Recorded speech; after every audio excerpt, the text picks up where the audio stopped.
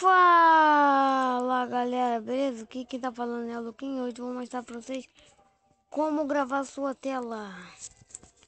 Vocês vão ter que ter o programa Shotgun que você baixa pelo 4Shares, 4Shares, né?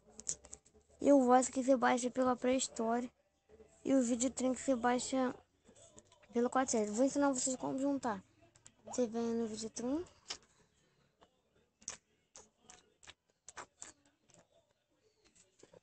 Tem que fazer alguma demonstração.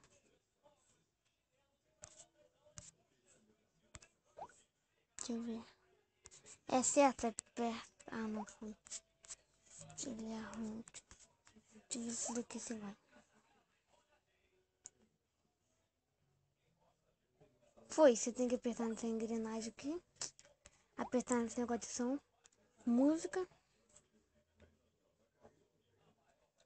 Espere, vai estar aqui, ó. Minha gravação, você escolhe. E aperta e vai aí, galera. Ó. Aperta em OK. E juntou a gravação. Aí você aperta na engrenagem de novo.